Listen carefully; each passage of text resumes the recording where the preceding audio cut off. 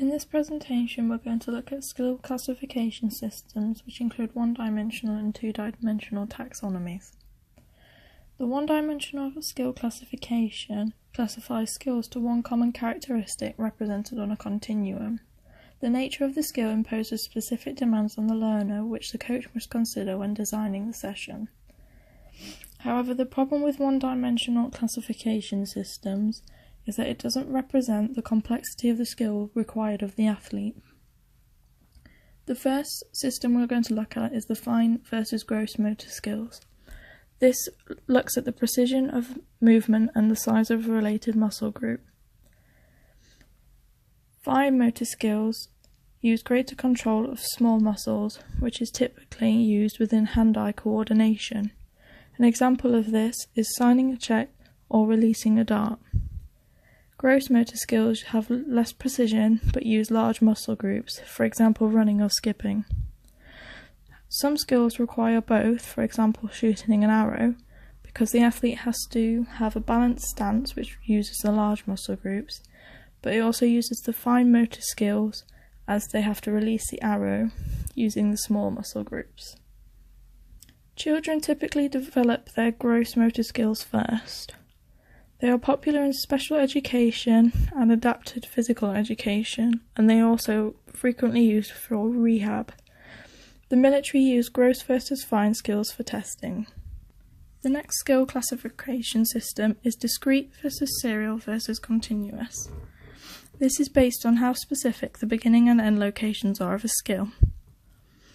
Discrete has a specified beginning and end point. For example, a golf swing. This is because it starts at the bottom and finishes at the top.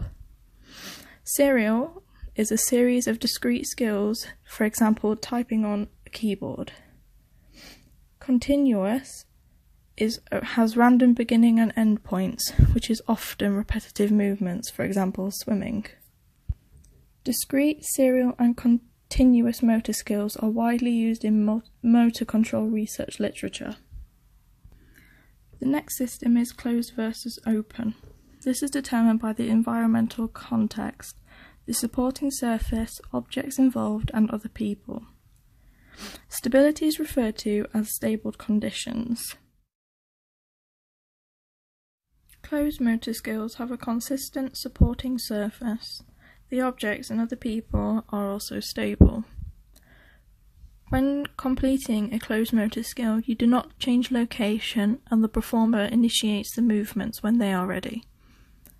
Open motor skills have a supporting surface, objects and other people all in motion while the skill is being performed.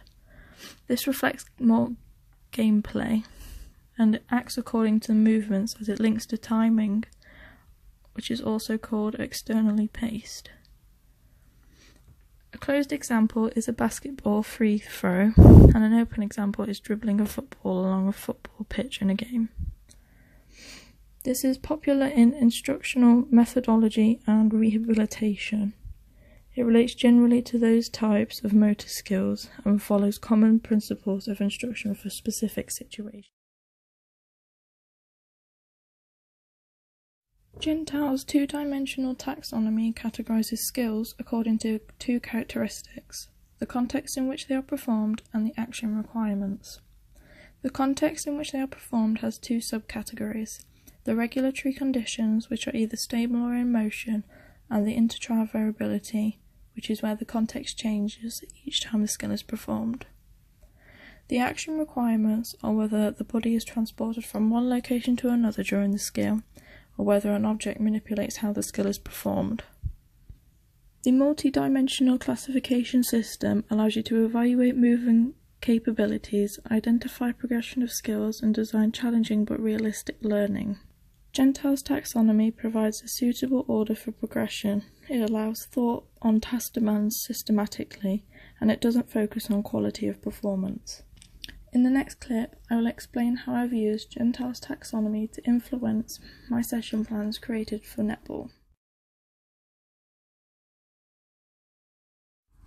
For my first activity, I have chosen something from Gentile's taxonomy from box 1C. For this activity, The athlete has to run to the line, land, and then pivot on the spot.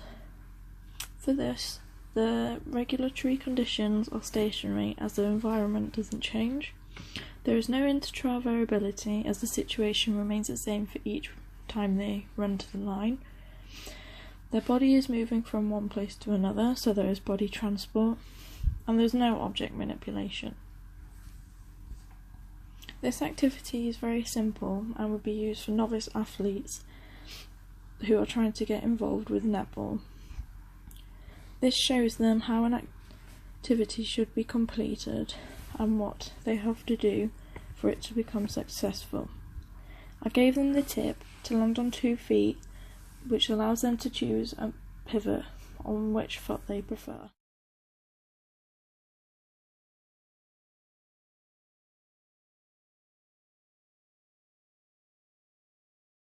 For my second activity, I have chosen the box 2D.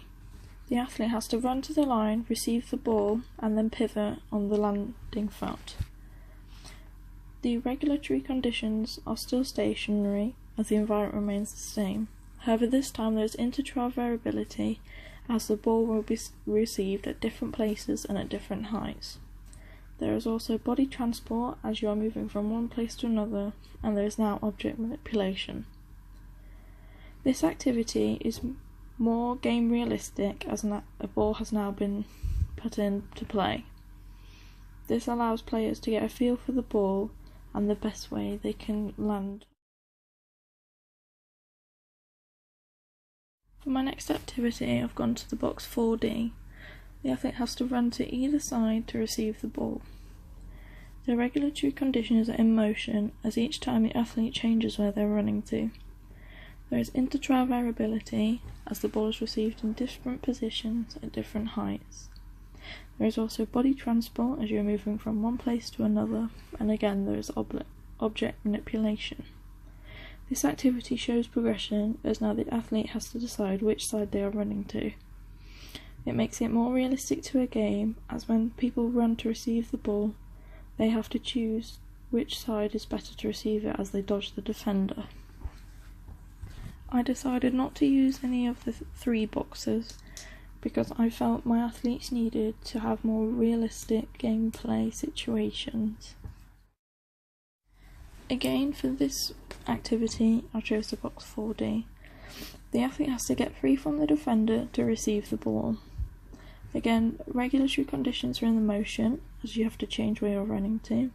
There's intertrial variability as you receive the ball in different positions and at different heights due to a defender being in the way. There is body transport and object manipulation. This now shows progression by adding a defender into it. This makes it harder for the player as they now have to choose which way they're going to dodge to get past the defender, which again makes it more realistic to gameplay.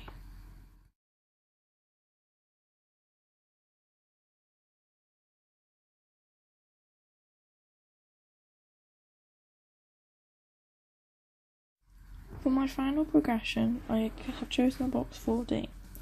For this activity, it's a 2 versus 2, passing the ball around trying to keep possession. Regulatory conditions are in motion as you are constantly changing which direction you are running in. There is intertrial variability due to the different positions and the height the ball is received at. There is body transport and object manipulation. This is the hardest progression of them all, as this is the most realistic to a gameplay situation, as they are now having to get free from defenders and then pass the ball between their team.